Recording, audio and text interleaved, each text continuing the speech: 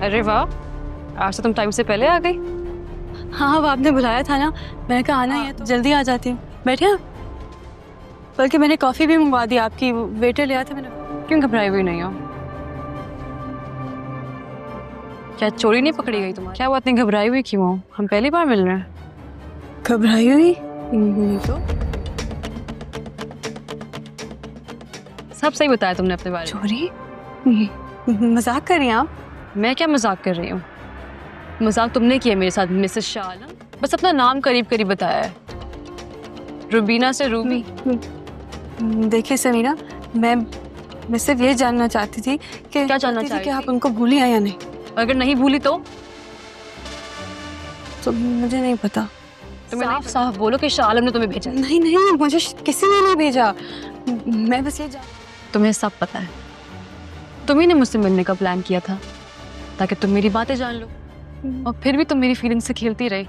नहीं, मेरा ये मतलब नहीं था। मैं बहुत शर्मिंदा हूँ। नहीं, और मैं इतनी बेवकूफ हूँ कि तुम पर ट्रस्ट करके, तुम्हें अपना दोस्त मान के अपनी सारी बातें तुम शर्मिंदा नहीं हो सकती, क्योंकि तुमने कभी प्यार किया ही नहीं है। तुमने सिर्फ शादी की।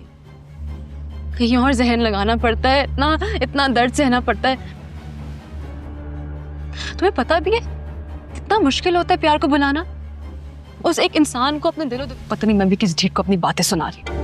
जब समीरा रुबीना को अचानक फ़ोन करके मिलने के लिए कहती है और ये अचानक मुलाकात ही शुरू में एक सख्त कश्मकश और तनाव पैदा कर देती है। रुबीना पहले ही बहुत घबराई हुई होती है, उसका दिल ज़ोर ज़ोर से धड़क रहा होता है और वो हर लम्हे वो यही सोच रही होती है कि शायद अब कुछ बड़ा और ख़तरनाक होने वाला है। जब दोनों आमने सामने आती हैं तो समीरा साद और तंजिया लहजे में रुबीना पर इल्ज़ाम लगाती है कि शाह आलम ने उसे उसकी जासूसी के लिए भेजा है। यह सुनकर रुबीना का रंग उड़ जाता है। वो कांपती हुई आवाज़ में कहती है, नहीं समीरा, मैं तो बस ये जानना चाहती थी कि तुमने शाह आलम को भुला दिया है या नहीं। रुबीना की घबराहट और इसका झिझकना यह ज़ाहिर करता है कि वो अंदर से कितनी कमज़ोर और खौफज़दा है।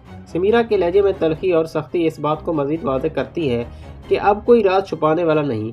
फिर समीरा रुबीना को ढेर सारे राज बता के उसे मालूम है कि रुबीना शाह आलम की बीवी है और उसने अपना नाम रूबी बताया है ताकि पहचानी ना जा सके। ये बात रुबीना के लिए एक बड़ा झटका और सदमा होता है। वो रो पड़ती है और अपने आप को बेबस महसूस करती है। समीरा इस पर मज़ीद सख्ती करती है और कहती है कि तुमसे तो बात करना ही फजूल है, और ये कहकर यहाँ से चली जाती है। रुबीना अकेली रह जाती है। इसका दिल टूटा हुआ जहन पर परेशान रहता है।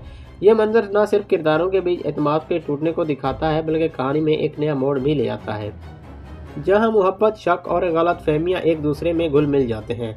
समीरा की तलखियाँ और रुबीना की घबराहट इस बात को मज़ीद गहरा कर देती है कि आगे जाने वाले लम्हात में और बड़े मसाइल भी जज्बाती टकराव होने वाले हैं। ये सीन देखने वाले को ये सोचने पर मजबूर करते हैं, आखिर रुबीना वाकई दुश्मन है या एक सच्ची दोस्त जो गलतफहमी की वजह से नुकसान पहुंचा रही है। इस तरह ये पूरी सूरत हाल कहानी को मज़ीद संजीदा, दिलचस्प और जज्बाती बना देती है और हर लम्हे में कशमकश और सस्पेंस बरकरार रखती है। बिल आखिर ये सीन सिर्फ एक मुलाकात नहीं, बल्कि किरदारों के बीच बढ़ती हुई दूरी, टूटता हुआ एतमाद और आने वाले वाक़यात के लिए संगीन पेशगोई का भी पेशे खैमा बन जाता है। और देखने वालों के लिए ये लम्हा काफ़ी देर तक याद रहने वाले और जज्बाती सतह पर गहरे असर डालने वाले साबित होते हैं।